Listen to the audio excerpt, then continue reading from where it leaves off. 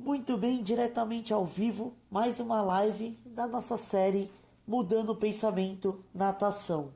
Sejam bem-vindos, vou fixar o tema aqui. Hoje é atividades lúdicas. Estou fixando o tema, atividades lúdicas e alunos com TEA. Hoje com o nosso grande especialista Tiago Toledo. Sejam muito bem-vindos. Mais uma série de lives. Hoje com ele, Tiago Toledo. Amanhã também, outro Tiago, Tiago Zampini. E vamos crescer juntos. Fiquem à vontade, papel e caneta na mão, que hoje o estudo vai ser bem bacana, né? Eu fixei o tema aqui. Hoje vamos falar de atividades lúdicas e aluno com terra. Também entra nesse aviãozinho e dispara para todos os outros professores, para todo mundo crescer junto cada vez mais. Antes de chamar o nosso querido professor especialista Tiago, queria comentar alguns pontos importantes. Primeiro, queria falar do nosso podcast sobre gestão e liderança. Se você ainda não acompanhou, está em todas as plataformas de áudio e vamos crescer junto. Outra coisa importante também é todo o conteúdo que a gente vem gerando, tanto no meu perfil do professor Geraldo Hoffer, com a série de lives Mudando o Pensamento, como lá na GT, com a série de lives Conversa Multidisciplinar sobre gestão. E vamos caminhar junto. Um feedback rápido, a imagem e o som, tá bom? Tá ok? Que hoje o assunto vai ser bom. O conhecimento sempre agregado aí. Então, sem mais delongas, vamos convidar o nosso professor Tiago Toledo, fio do esporte e inclusão, que é onde ele atua. Olá, Tiago! E aí, Geraldo, tudo bem? Boa noite. Boa noite! Imenso prazer em ter você aqui conosco, né?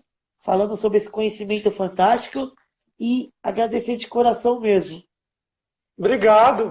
Para mim é um prazer estar aqui falando com você. Obrigado pelo convite e obrigado a todo mundo aí que está entrando para assistir essa live, o nosso bate-papo. Isso. Vai ser um bate-papo bem legal, né? Com o especialista, o Tiago. Convido a todos a seguirem ele também. Se você tiver qualquer dúvida, pode deixar no comentário. É uma conversa bem bacana mesmo. Eu queria falar um lado mais pessoal, né? Eu tive o prazer de acompanhar o Tiago atuando diretamente na piscina e me encantou desde o primeiro momento. E hoje eu sei que essa conversa vai ser acima de qualquer padrão aí. Tiagão, queria que você se apresentasse, né? Para quem está entrando aí. Uhum. Geraldo, meu nome é Tiago Toledo, para quem não me conhece. Eu sou formado em Educação Física, sou formado em Direito. Eu sou especializado em transtorno do espectro do autismo. Vai para 16 anos trabalhando com alunos Legal. com autismo. Tenho especialização em psicomotricidade e neuromotricidade com menção em natação terapêutica, né? Neuromotricidade infantil com menção em terapêutica. E estou terminando aí mais 2 pós em análise do comportamento aplicada ao autismo e deficiência intelectual e transtorno do espectro autista. Hoje eu trabalho na parte aquática e na parte de solo, né? Mas aonde que eu comecei foi na parte aquática e trabalho em São Paulo, dou cursos no Brasil, dou palestras também. Sou idealizador do site Esporte e Inclusão também, que é um site onde lá nós escrevemos artigos sobre inclusão e esse mundo do transtorno do espectro autista. Que legal.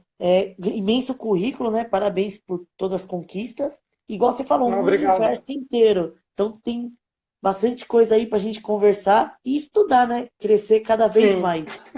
Pessoal, igual eu comentei, deixa seu comentário, vamos participar, tira sua dúvida, esse é o momento. Não é todo dia que eu trago especialistas aqui para conversar com a gente. O áudio tá aí, a imagem tá bom? Tá ok A aí? imagem tá boa, o áudio tá bom, a minha imagem tá boa aqui, eu liguei mais uma Tá, luz para ver se ilumina. show, tá bem demais. Tiagão, Tá, ótimo. começando o nosso assunto, né?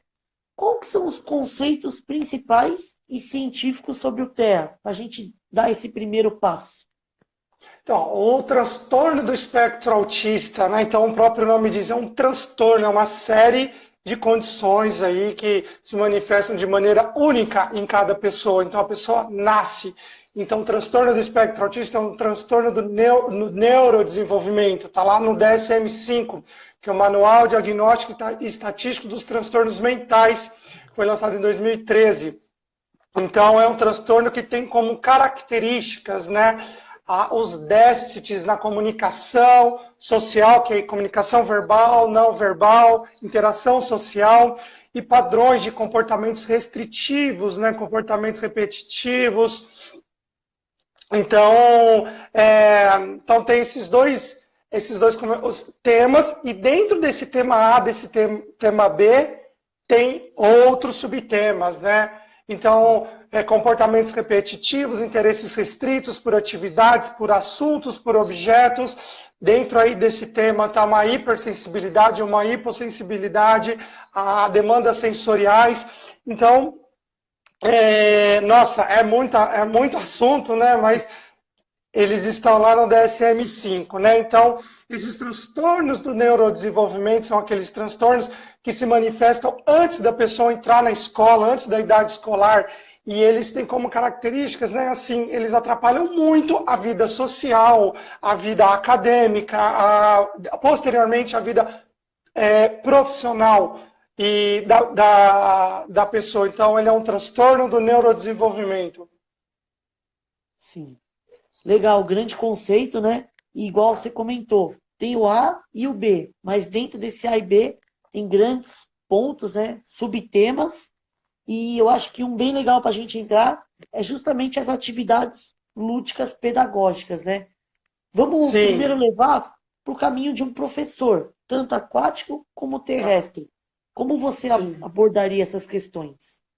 Tanto na parte aquática como terrestre, nós temos que, primeiro, eu vejo muito aí academias de natação, que eu dou curso, eu dou palestra nessas academias, que na hora de receber a família que tem a criança com TEA, já pula algumas partes, entendeu? Então, assim, já pula a parte da conversa com a família, pula a parte da ficha de anamnese. Para quem não sabe, a ficha de anamnese é a ficha de informações, né, onde nós colhemos informações primordiais ali para receber melhor esse aluno, né? Então, essas etapas eu já vejo muitas academias passando por essas etapas e pulando, né? E aí vai ter problema lá na frente, porque desconhecem o transtorno. Então, a criança vai ter uma desorganização ali, por exemplo, sensorial, e a equipe não vai saber por que a criança está tendo aquele tipo de comportamento, né? Desencadear um comportamento inadequado, um comportamento disruptivo, né? Então, o mais importante ali, já nesse primeiro contato, é conhecer quem é esse aluno, porque quando nós falamos do TEA, né, do autismo, nós estamos falando de um transtorno que se manifesta de maneira única em cada criança. Então, se você conhece uma criança com autismo, é uma criança com autismo, não vai ter outra criança com as mesmas características ali, né?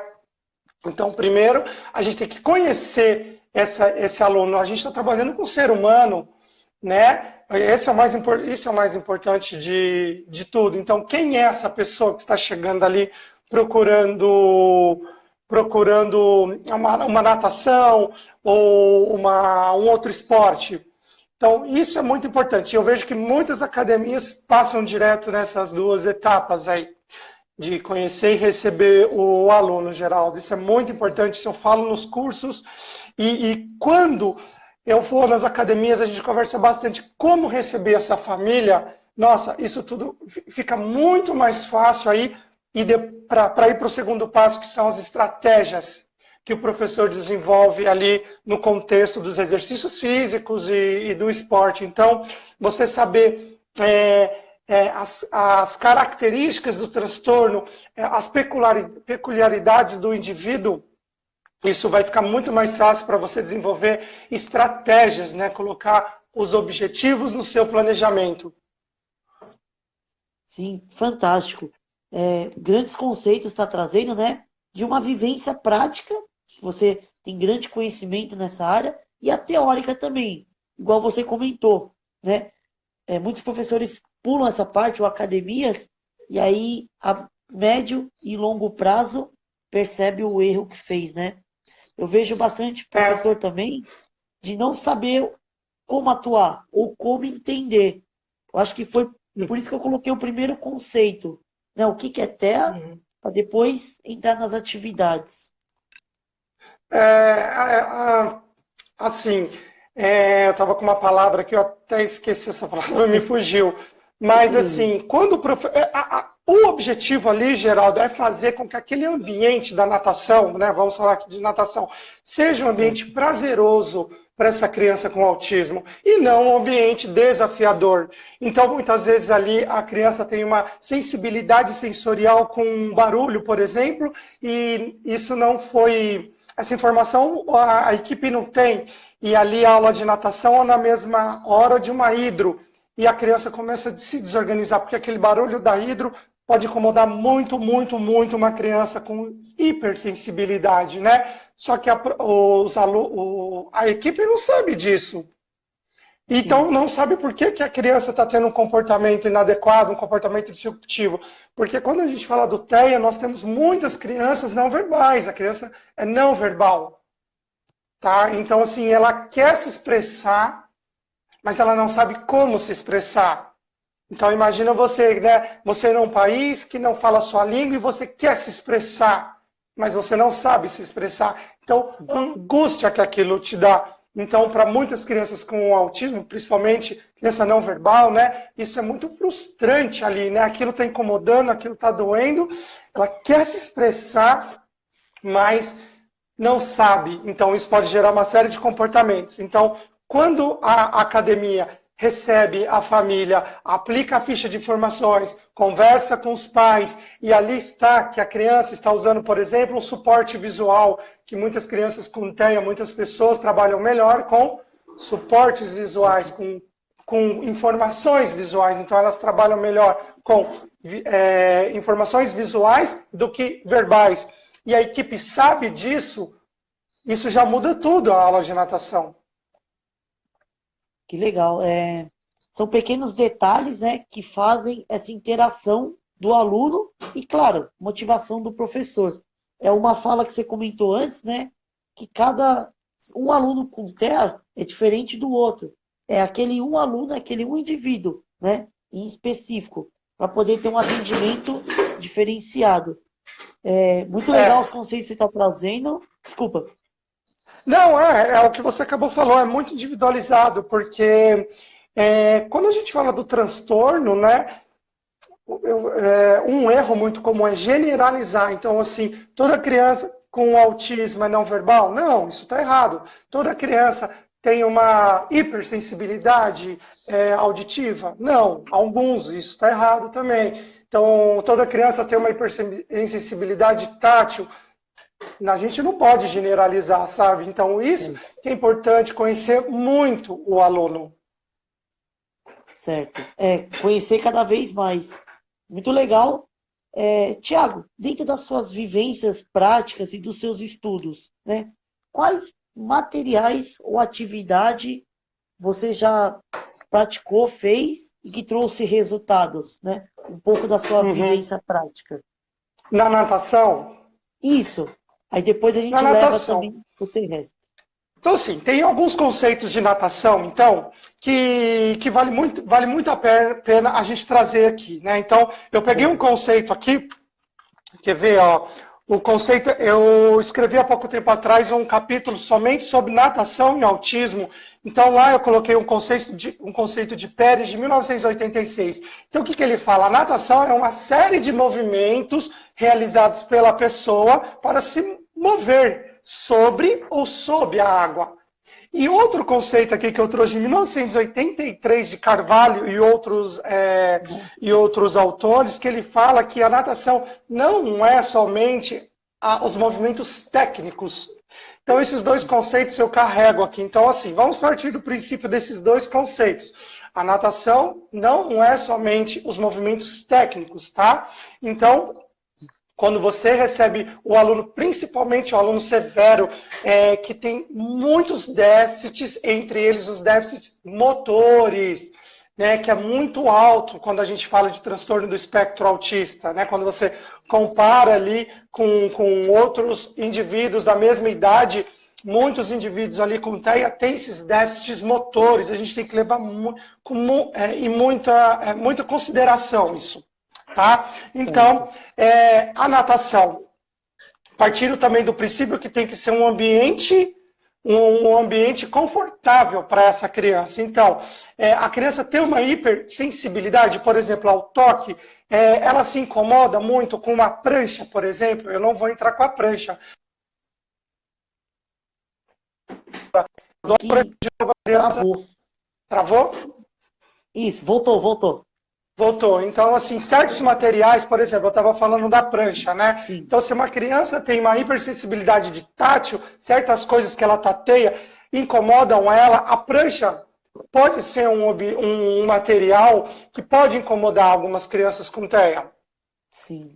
Tá? Então, se o professor percebe isso, se o professor já tem uma ficha de informações, ele vai evitar. Então, a academia de natação, muitas academias de natação que tem esse target, esse público-alvo, né, infantil, tem muitos brinquedos. Então, muitas crianças com TEA, como outras, né, elas gostam de brinquedo. Então, trazer esses brinquedos para dentro da água, para dentro da sua aula, para aumentar o engajamento, é uma estratégia muito boa. Cada caso é um caso, né? A gente não pode esquecer disso.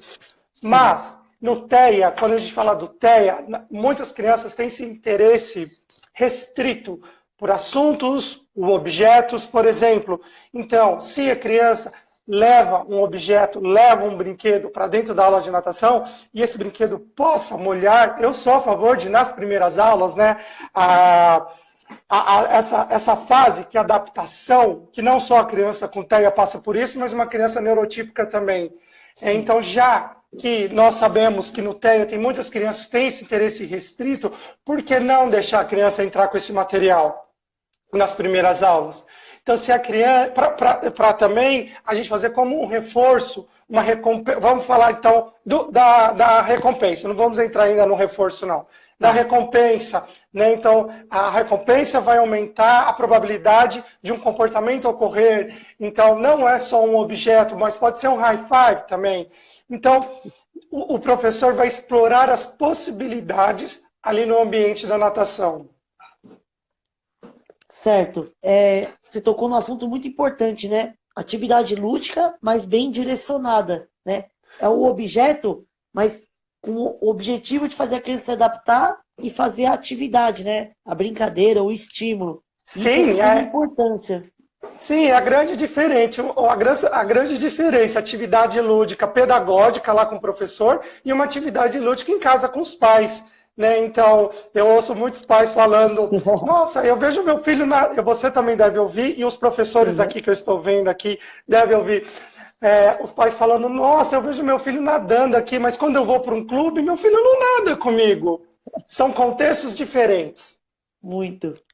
Já dando um spoilerzinho aí. Pessoal, se você está gostando, deixa comentário, pode perguntar, estamos sempre à disposição aí. Atividades lúdicas, né? E entendendo mais o transtorno do espectro autista. Você comentou uma coisa importante, né? A realidade com o ideal. Então, ter aparelhos para ajudar a criança a motivar na aula, ter apenas um aluno, mas na realidade a gente sabe que o fluxo, né? Você comentou, público-alvo infantil, 4 crianças, 5, 6. Como que é esses cases? Qual dica você entrega para o professor? Assim, eu vejo uma fala muito equivocada, que aquela fala que toda pessoa com autismo gosta de esporte individual. E a gente tem que tomar muito cuidado com isso. Por quê? Muitos alunos com autismo se engajam em atividades em grupo. Tá? Então, assim, temos um aluno com autismo que vai preferir um ambiente que ele possa controlar. Então, nesse ambiente, a natação, o tênis, esportes individuais serão mais interessantes, mas também teremos pessoas com TEA que se engajam em esportes em grupo. Então, assim, a gente tem que tomar muito cuidado com essa fala, né? Certo. A natação, em si, ela acaba sendo um ambiente muito reforçador, um ambiente muito prazeroso para o aluno com TEA, desde que esse ambiente seja confortável e não seja um ambiente aversivo. Cada academia, para quem trabalha com natação, né, cada academia tem as suas metodologias, né? Tem uma metodologia que várias academias trabalham, né? E quando você vai em várias academias, você vê lá a evolução, a metodologia que acompanha a evolução. Só que nós temos várias estratégias de ensino que podem otimizar o aprendizado do aluno com TEA, sem mudar a metodologia da escola de natação. Sim. Então, quando a gente fala também do público infantil, a gente não pode esquecer do momento lúdico. Claro, né? Então tem as estratégias ali de ensino, mas no momento lúdico, que claro, não é só porque o aluno tem o diagnóstico de TEA que ele não vai poder brincar. E eu faço uma observação aqui. Quando a gente fala dos alunos com TEA, provavelmente aquele aluno vai ter 1, 2, 3 ou mais terapias. Então ele passa o dia todo em terapias. Então qual que é o momento lúdico dele ali, né? Na natação. Então, não podemos esquecer. Eu não estou falando assim, ó, brinque com seus alunos e esqueça da aula. Não, o interessante é envolver o aluno em atividades lúdicas, não saindo da metodologia da escola de natação. Certo. Tá? Exatamente o que você falou, né? Essa realidade com metodologias, com professores capacitados, fazendo aulas lúdicas, mas sempre, né, entender o contexto do aluno. Isso é super legal. E nós estamos abordando bastante essa questão de professor, atividades lúdicas na água. Mas e nesse momento de quarentena, né, que está todo mundo em casa, volto a dizer, aquela questão do ideal e da realidade. Como que os pais se saem nesse momento e quais materiais ou dicas você tem em mente e planejado? Sim, antes de responder essa pergunta, só finalizando a última, né, das metodologias, então assim, para terminar, então a gente pode entrar também até com estratégias baseadas em evidências, como as instruções, quais tipos de instruções o aluno trabalha, qual a instrução preferencial do aluno. Nós podemos entrar com a videomodelação, dicas através de vídeos, nós podemos entrar com os suportes visuais, as economias de fichas. Você está vendo que eu estou pontuando várias estratégias baseadas em evidências, mas na natação, mas sem mudar a metodologia da escola, tá? Nossa, mas isso a gente pode fazer uma live de 1 hora só falando disso, né? Mas vamos lá para a quarentena, Geraldo. A quarentena está acontecendo uma quebra de rotina. Muitos alunos com TEA são menos flexíveis com mudanças de rotina.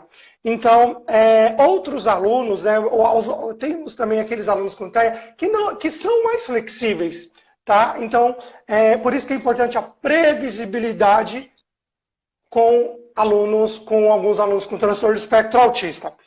Então vamos lá, quarentena, houve uma pandemia mundial que assim, mudou a vida de todo mundo, né? A minha, a sua, e eu aposto com todo mundo aqui que está nos assistindo, né? Sim. Então,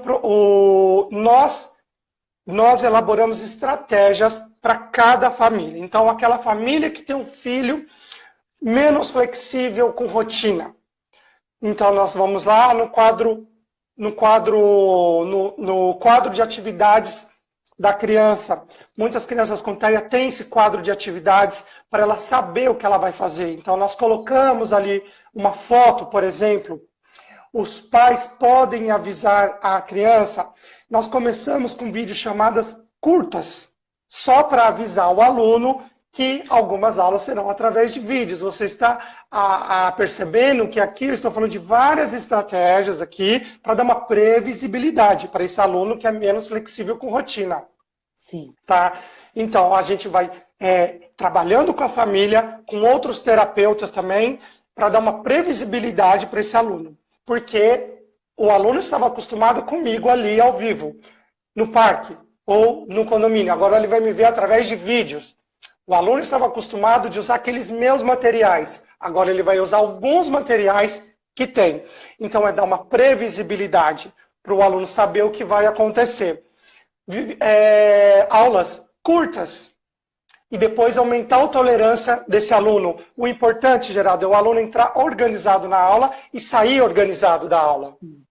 Então, a aula de 40 minutos de uma aula, ou a aula de 40 minutos, ou uma hora, e a criança está ficando 15 minutos, 10 minutos.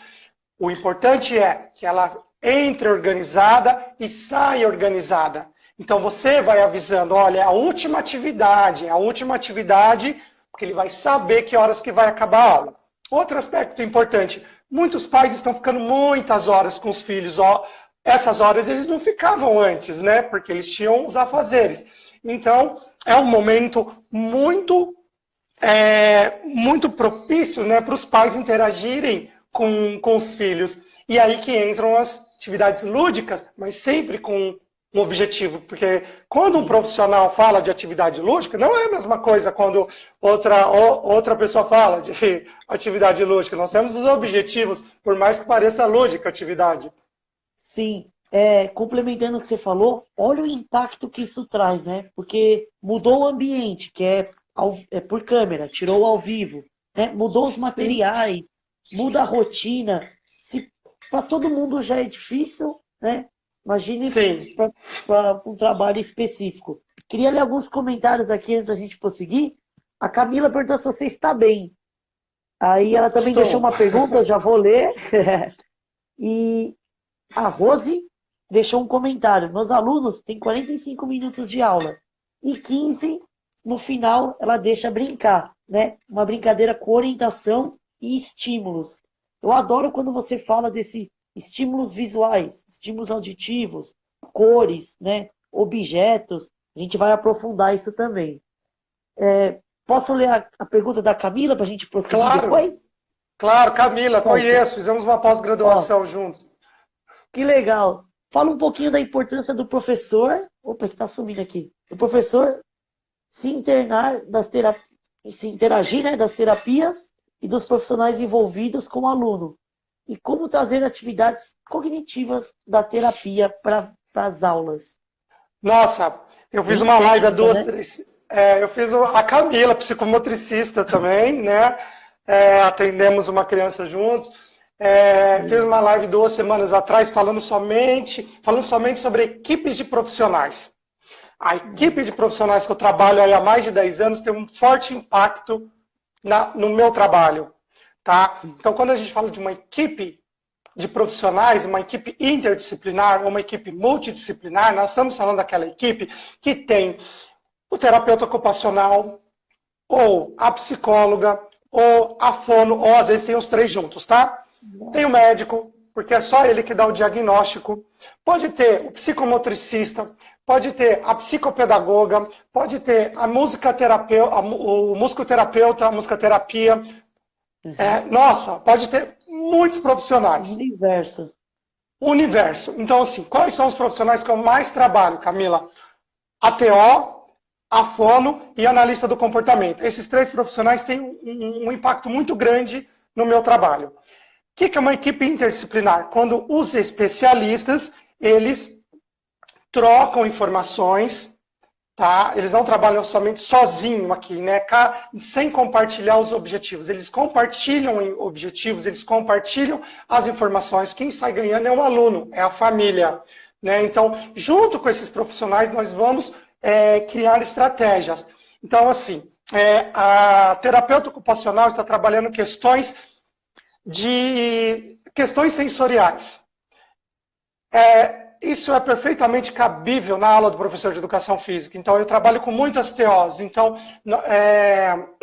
nós trabalhamos em parceria. Tá? A fono trabalha questões de comunicação. Então, se a fono está trabalhando, por exemplo, com uma criança não verbal e ela está trabalhando com algum tipo de comunicação alternativa, ou POD, ou PED, ou cough drop, que são comunicações alternativas, isso perfeitamente vai caber na minha aula. Né? Um analista do comportamento que trabalha com estratégias comportamentais questões comportamentais, isso faz todo sentido na aula do professor de educação física. Então, você está vendo quantas coisas o professor de educação física pode trazer para a sua aula. Olha a Então, importância. é muito importante, né? É muito importante. Eu falo que eu sou uma pessoa de muita sorte, até por isso eu criei o site Esporte Inclusão, porque há mais de 10 anos eu trabalho com excelentes profissionais dessas áreas, não só do Brasil como fora do Brasil, e esses profissionais sempre me atenderam, sempre foram lá ver minha aula, ou eu fui até eles. E foi um dos motivos que eu criei o site Esporte Inclusão, porque como que eu ia passar essa informação para mais pessoas e não ficar retido só no aluno? Porque nem todos têm, as condições de contratar uma equipe de 5, 7, 8 profissionais. É muito caro. Sim, eu entendo, é Tá? a realidade que traz, né? E a sua missão, né, de ajudar os alunos e a família, os pais, que é justamente o que a gente está abordando de agora das atividades lúdicas, né, para a família. Olha a importância que isso traz Sim, de um trabalho multidisciplinar. sim. Hoje eu trabalho com mais de 30 equipes de profissionais, então toda semana eu tenho reuniões para compartilhar os resultados, né? Então eu tenho reuniões com a psicóloga, com a fono, com a TO, com o psicomotricista, com outro profissional de educação física, com o médico, porque muitos alunos, eles têm consultas, eles têm retorno, e alguns médicos eles querem saber como que o aluno está, como que está o desempenho, né? E a gente nem entrou na brincadeira ainda com os pais nessa quarentena, né? Nós estamos falando da Uhum. equipe. Então, assim, eu sou um dos profissionais assim que gosta muito de trabalhar com a equipe e principalmente compartilhar os resultados. Certo, eu estou ouvindo. É, É de suma tá? importância. Sim, e agora, falando da brincadeira em casa, né? Falando da brincadeira com os pais dessa quarentena, né? O brincar, gente, a essência da infância é no brincar que a criança tem a oportunidade de desenvolver seu cognitivo, o seu motor, o seu social. Uma ciência, né? A psicomotricidade, que tem um forte impacto no que eu faço. A gente vê o indivíduo como um todo, não só o motor ali, né? Essa relação do indivíduo com o seu meio externo e interno, deve ter mais psicomotricistas aqui assistindo a nossa live, né? Então, o brincar é explorar as possibilidades. Mas quando a gente fala do transtorno do espectro autista, temos que tomar cuidado com algumas coisas. Por exemplo, quando a gente está brincando ali com uma criança, quando o pai está brincando, muitas crianças, quando você dá instruções seguidas, instruções grandes, a criança tem que ter um tempo maior de processar as informações. Então, Certo. algumas crianças você precisa dar instrução curta, instrução concisa, objetiva. Tá? Ou os adolescentes, né? Muitos adolescentes que eu trabalho têm esse pensamento concreto, então você tem que tomar muito cuidado no que você fala. Por exemplo, se você fala, minha cabeça vai explodir, ele vai acreditar que sua cabeça vai explodir. Alguns alunos. Então você explica, mas explicando para esse aluno, com o tempo ele vai entender. Tá? Outra estratégia também se a criança não está aprendendo do jeito que você está ensinando, muda seu jeito de ensinar. E muitas pessoas pecam nessa parte. Muitas pessoas querem que a criança aprenda da maneira que a pessoa está ensinando ali. Então muda. Muda o jeito de ensinar para a criança aprender, porque todos aprendem. Vamos partir dessa premissa, né? Outra questão fundamental no brincar, dar funções. Quem trabalha com alunos, com TEA, muitas vezes, né, acompanham ali a criança com um brinquedo e não dando função para esse brinquedo. Então, pega um carrinho e bate, né? Então, o brincar é uma excelente oportunidade de ensinar a criança a dar função a um brinquedo. Às vezes, ela demora um pouco mais para aprender, né? Esse gap, quando a gente fala do autismo, muitas vezes ele é maior do que uma pessoa neurotípica, né? Então, dar funções para os objetos. Nossa, as atividades lúdicas, né, são ótimas oportunidades para ensinar. A criança dá função para o objeto. E ali a criança desenvolve seu social, né? Que esse déficit na interação social está lá no DSM-5. Então é uma ótima oportunidade para a criança interagir socialmente. Com os pais, com um amigo, com dois amigos ou com um grupo. Certo? Que legal. É um grande conhecimento, né? E são, igual eu falei, são detalhes que levam para esse desenvolvimento. Mesmo que seja pequeno, igual você falou, né, do gap, a demora, mas cada detalhe, cada estímulo traz a diferença. Então, funções dos objetos, né? Tempo de processamento, deixa a criança testar, fazer, para depois você estimular ou corrigir, que eu não gosto dessa palavra, e aí vai muito mais. Então, trazendo mais conceitos, né? Cada vez mais, como você levaria, né, isso para os pais de uma forma mais simplificada ou para o dia a dia? Você falou que tem um quadro. Como funciona, na verdade? Assim, esse quadro de rotina, né, um quadro de rotina que muitos alunos têm, e em casa, que é um quadro maior, mostrando quais atividades ele vai fazer nos dias da semana, e tem o quadro de rotina que tem uma profissional que eu não mencionei anteriormente, que é acompanhante terapêutica, ou AT, que é o profissional que fica mais tempo com a pessoa lá com o TEA. Então, ela acaba, muitas vezes, fazendo esse link entre os profissionais. Então, muitas crianças precisam de um quadro menor ali, né? Então, até estar com a criança na escola, e esse quadro de atividades ajuda na transição de atividades. Então, a criança teve o atendimento ali na intervenção da psicóloga, e depois da psicóloga, a terapeuta ocupacional, e depois é o professor de educação física. Ela trabalha com a criança com esse quadro menor, esse quadro reduzido, com as fotos muitas vezes ali, mas pode ser escrito também, isso depende do cognitivo da criança ou do adolescente, e ali vai ajudar a pessoa a fazer uma transição. Isso a gente pode usar na natação também, o quadro de atividades. E em casa, os pais têm esse quadro de atividades semanal justamente para isso, para ajudar na transição de atividades. Isso vai dar uma previsibilidade, isso é uma rotina. A criança tem uma rotina, então aquilo vai ajudar a dar uma previsibilidade e fazer essas transições na rotina, que perfeitamente podemos usar no ambiente da educação física. Certo, esclareceu, né? Eu imaginei o quadro, mas não sabia que era tão completo, né? Com grandes profissionais aí. Só de contar no dedo, já contei uns 7 que trabalha com essa questão multidisciplinar. E, pessoal, esse é o especialista Thiago. Então, segue o perfil dele, segue o Esporte Inclusão, que a gente vai entrar agora num conceito que você precisa estar lá dentro, né? Teoricamente, desse Esporte Inclusão, desse site, para você entender cada vez mais. Então, Thiagão, ainda nessa questão das atividades lúdicas, que dicas ou alguns cases mesmo você traz para a gente? Algumas dicas, atividades? Algumas dicas, né? Então vamos falar mais para os pais agora. Vamos falar de uma brincadeira, Isso, né? Vamos sair da parte pedagógica.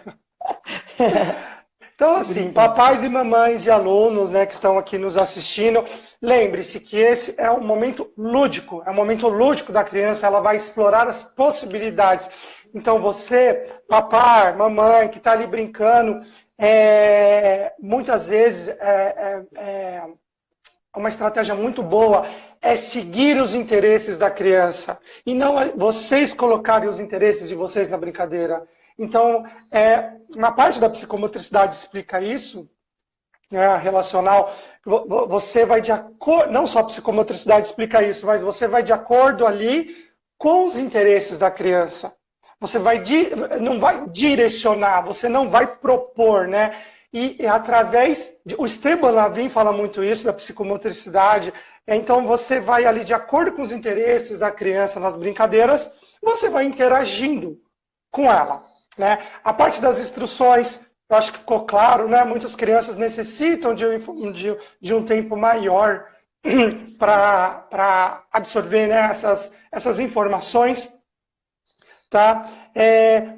Crianças com sensibilidade, né, falar baixo, né? Você fala alto, isso incomoda muito a criança com hipersensibilidade, né, sensorial, que tem uma reação hiperreativa a estímulos sensoriais.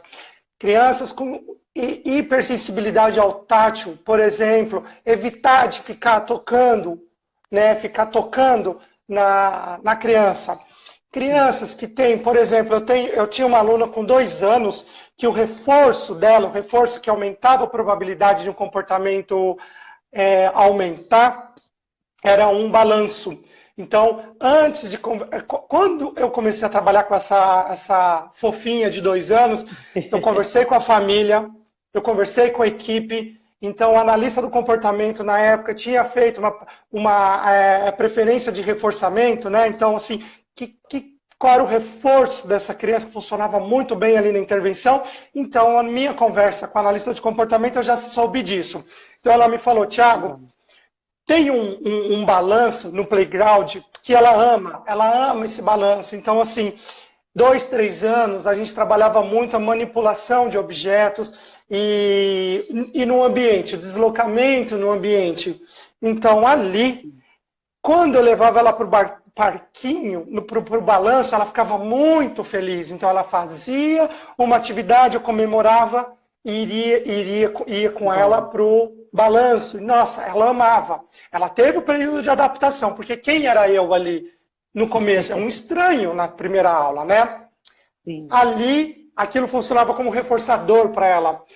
Já que eu estava no parquinho trabalhando algumas questões de expressões faciais, que é muito importante nessa idade, eu também trabalhava algumas questões da comunicação, tá? A fono trabalhava algumas questões na comunicação que eu passei a auxiliar a fono. Tá vendo? Ó, já são 2 profissionais que eu estava ali alinhando o meu trabalho com eles, né? Sim. Então, ali não era só um momento lúdico, ali tinha um objetivo, né? Por mais que parecesse um momento lúdico. Então, essa idade dela, 2 anos, ela tinha 2 para 3 anos, a gente ia para um playground ali, e com o tempo, nossa, o andar dela mudou muito, a manipulação dela mudou muito, assim, né? Então, é uma série de possibilidades, mas o profissional tem que saber o que ele está fazendo. Sim. Não é fazer por fazer. Por mais que seja ali uma fofinha de 2 anos, de 3 anos, quando o profissional vai lá no desenvolvimento motor, por exemplo, de 0 a 2, está na fase rudimentar, o que o profissional vai trabalhar? Dos 2 aos 7, vai para habilidades fundamentais. Então, o profissional tem que estudar. Na literatura tem isso. E, então, ele não é só por fazer, Geraldo, tá entendendo? Sim, você trouxe um case muito importante, né? Tanto pela idade, quanto pela oportunidade que vocês tiveram embasado na ciência. Vocês observaram que ela gostava muito do balanço. Então vamos usar isso como recompensa. E aí foi criando estratégias, né? Vocês não mudaram ninguém, nem ela. Vocês mudaram a estratégia. Foi um ponto que você abordou e fica a dica para todo mundo, né? Sim, sim, porque uma pessoa que está passando ali pode pensar assim, nesse caso, né? Que a equipe estava com essa criancinha. Nesse caso, o balanço, né? É um momento divertido. Não, por trás... quando a gente fala em reforço, né, conversar, reuniões e reuniões e mais reuniões para conversar sobre isso. Teve uma orientação de um profissional da parte cognitivo-comportamental, né? Então ali a equipe sabia o que estava fazendo. Tem outro caso também, assim, antes de falar outro caso, Geraldo, uma parte muito importante do brincar é dar autonomia. Essa criança vai ter autonomia, né? E outra parte muito importante que a gente não só no brincar, mas para a minha vida, assim, trabalhando com isso. E generalizar esses comportamentos. Tá? Sim. Por quê? Porque quando você chega numa escola e a criança com autismo não entra numa brincadeira por diversos fatores, por exemplo, pular corda, ela não pula corda porque ela não entende o contexto, ou ela pula corda que ela não sabe pular, ou ela não pula corda que ninguém chamou. Isso gera uma exclusão, isso gera um isolamento, Então você chega na escola, tá todo mundo brincando lá de pular corda e a menina está estereotipando, fazendo comportamentos repetitivos ali num canto. Então isso não é inclusão. E aí você traça um objetivo, coloca no seu planejamento e com o tempo essa criança, essa menina começa a pular corda com você. Então, a gente começa a trabalhar ali para ela generalizar o comportamento dela. Então, esse comportamento que esteja acontecendo ali comigo, isso começa a acontecer em outros contextos. Então, isso começa a acontecer com os pais, isso começa a acontecer na escola. Eu estou falando só de um mero exemplo, que é o pular corda. E eu já passei por isso. Então, eu comecei a ir na escola e eu comecei a ver a aluna pulando corda. Cara, isso para mim, eu até me arrepio quando eu falo isso, sabe? Ela começou a ter o mesmo comportamento ali em outro contexto, né, que ela tinha comigo. E aí essa exclusão diminuiu muito, muito, muito. Por quê? Imagino. Porque a brincadeira, as atividades são ferramentas primordiais para interação social. Eu tive um caso de uma criança com 7 anos que, por exemplo, não sabia destampar uma garrafa PET. Então, na hora de não verbal, ela é, né? Então, na hora de pedir para o pai ou para a mãe, ele pegava a garrafa e ele chorava, ele pulava, ele entrava em uma estereotipia. E aí começamos a fazer esse treino de coordenação motora fina e a mãe não sabia, o pai sabia. E aí a mãe veio me falar, a mãe veio me relatar, olha, ele começou a abrir a garrafa PET. Olha, o que é isso para um profissional de educação física, né? Ouvir isso. Ele começou a ter o mesmo comportamento em outros contextos. Aquele comportamento de pedir a garrafa PET, que ele não sabia como pedir, ele começou a fazer ali, né? Por exemplo, também um outro aspecto, a criança pega o cone e começa a bater na cabeça. Com o tempo, a gente começa a dar função para esse cone. A criança começa a me ajudar a montar uma aula, ela começa a ajudar a desmontar uma aula. E com o tempo, ela para de pegar o cone e bater na cabeça. Com o tempo, ela começa a encaixar o cone na hora que é para encaixar. Com o tempo, ela começa a me dar, a montar um zigue-zague comigo. Vejam vocês, né? Como mudou o comportamento. Muito. Você entregou contexto, né? Deixou na autonomia ele tentar e, claro, com algumas instruções e orientações. Foi todos os segmentos que você havia comentado, né? São tantos cases que eu até quero ler um comentário aqui da Daisy. Meu filho gosta muito de números e ele tem 2 anos. Aí o comentário ainda segue aqui. Ele começou a falar com 1 ano e parou de falar com 1 ano e 3 meses, né? Claro, não tem como diagnosticar ou comentar alguma coisa. Mas foi aquilo que a gente está falando. Pequenos detalhes, a gente começa a ver um comportamento diferente, né? Era uma pergunta da Deise ou uma afirmação? Foi uma afirmação, ela comentou. Ah, tá. Ela havia comentado. E tem até uma pergunta aqui, ó. Tiago, o que você acha sobre lutas não competitivas? E sim para ganhos motor, autoconfiança, entre outros ganhos relacionados a esses alunos. É Marquinhos que está perguntando? Isso. Marquinhos, eu acho lutas, assim, já escrevemos agora recentemente um artigo sobre judô, com um professor de judô. Legal. Escrevemos também um caso de jiu-jitsu, onde o aluno chegou para fazer jiu-jitsu, que a mãe viu na televisão que uma pessoa com autismo teve uma melhora gigantesca e levou o filho dela para fazer jiu-jitsu. E os professores não tinham experiência, mas tinham muita dedicação. E aceitaram esse desafio, e com o tempo esse aluno no jiu-jitsu começou a interagir socialmente, coisa que ele não fazia. Ele começou a melhorar muito a coordenação motora, o condicionamento físico, e com o tempo, sabe o que aconteceu? O médico diminuiu ao ponto de zerar o remédio. Claro, não foi o profissional de educação física que tirou o remédio, foi o médico, tá? Então, com os ganhos são muitos, Marquinhos, mas desde que o profissional esteja capacitado para receber um aluno com TEA. Então, quando a gente fala de lutas a gente mexe muito com a autoestima, não só em lutas, né? Mas com a autoestima do aluno. É você dar uma oportunidade, como é que eu posso falar? Uma oportunidade muito rica para aquele aluno interagir socialmente. Então, quando você sabe o que está fazendo ali, você põe algumas estratégias baseadas em evidências, né? Como eu já mencionei, eu mencionei 3 anteriormente.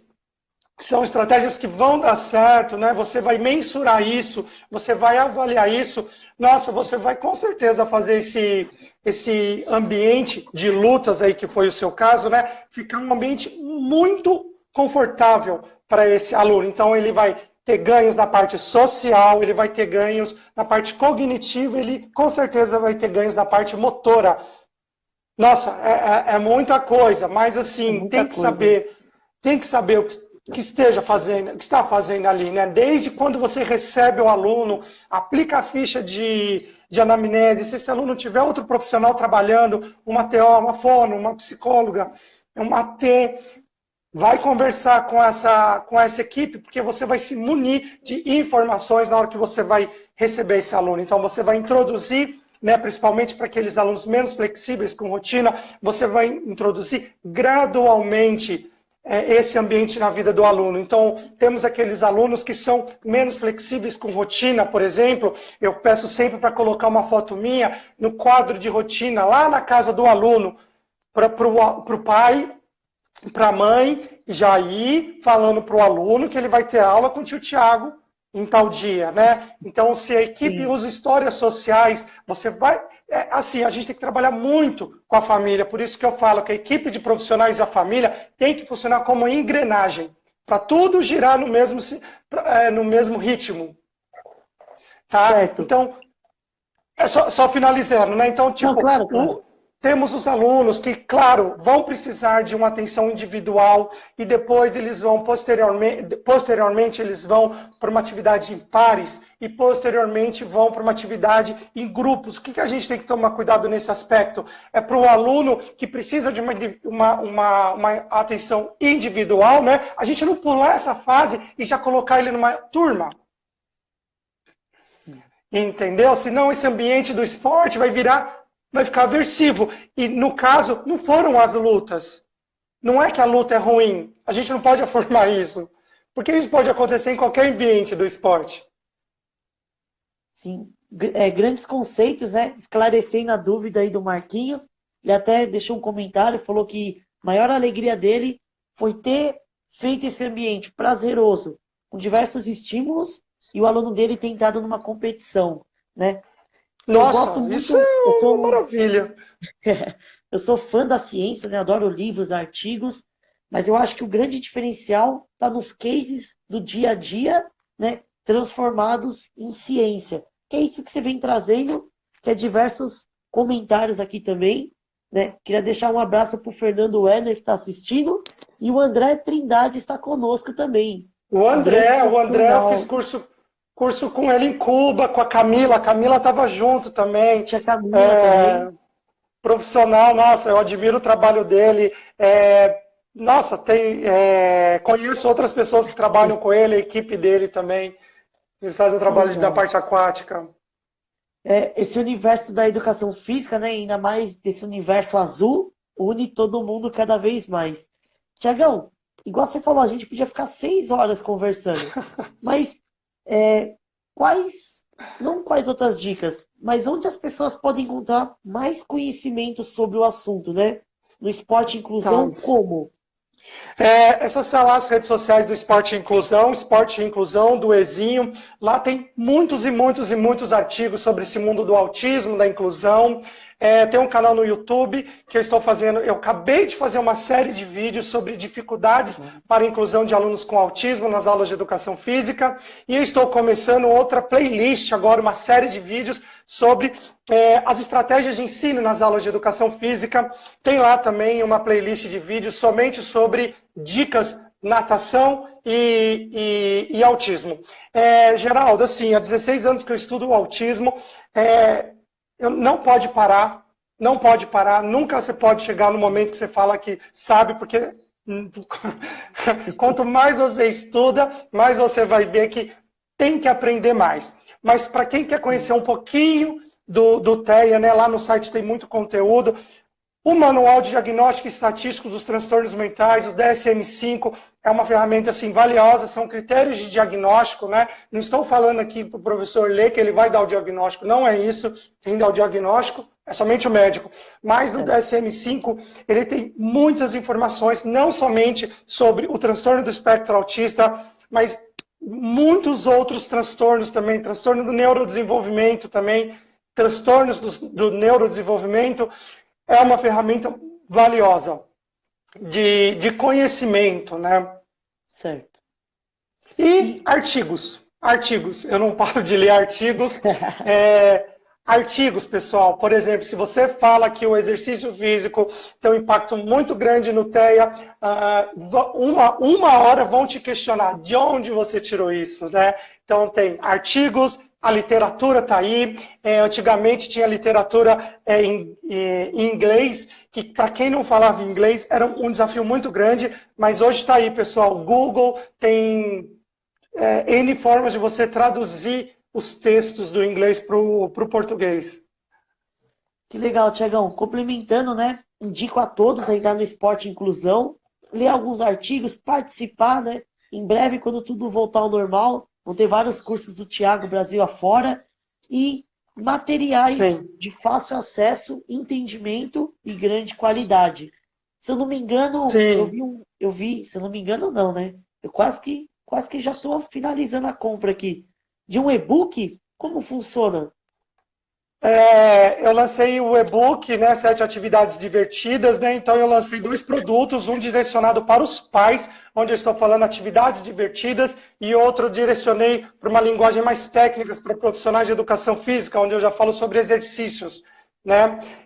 Lancei o e-book, está nas redes sociais do Esporte Inclusão, lancei um curso com 5 módulos, que também está nas redes sociais do Esporte Inclusão. Quem quiser me manda uma mensagem no direct que eu mando o link. E essa semana estou lançando outro curso com o Daniel Carmo, com a professora Carolina Quedas, que a gente não fala somente de autismo. Eu falo de autismo, a Carolina Quedas também, então ela fala mais de avaliação motora no TEA, eu falo sobre estratégias de ensino e o Daniel fala sobre outras deficiências. Então, o meu curso é somente o TEA e o curso que eu lancei com o Daniel Carmo, com a Carolina Quedas, é um leque maior. Então, a gente fala não somente sobre TEA, mas outras deficiências também. Que legal, Tiagão. Queria agradecer por essa conversa de hoje, né? Mais do que um profissional especializado e recomendo muito, um grande amigo, né? Até entreguei um livro para vocês, espero que vocês tenham gostado. E vamos nessa junto. Gostei muito do livro. Obrigado, Geraldo. Obrigado pela oportunidade. As pessoas que entraram aqui, muito obrigado. Eu vejo aqui a tela subindo, né? Eu vi pessoas aqui que eu conheço pessoalmente, outras pessoas que eu conheço através das redes sociais. Mas vai passando muito rápido, então assim, eu gostaria de deixar um abraço, um beijo a todos e cuidem-se, né, que essa fase difícil que nós estamos passando vai passar, que teve um impacto muito grande, não só na vida de crianças e adolescentes, adultos com transtorno do espectro do autismo, mas na vida de todos nós, mas isso vai passar e vamos superar isso. Isso aí, grande abraço a todos que assistiram, grande abraço ao Tiagão, acompanhe os conteúdos lá da página dele, acabou aqui. Já entra lá direto, é e-book, é curso e cada vez crescermos juntos. Gratidão, meu amigo. Muito obrigado. Tchau, gente. Um abraço. Tchau, tchau. Tchau, gente.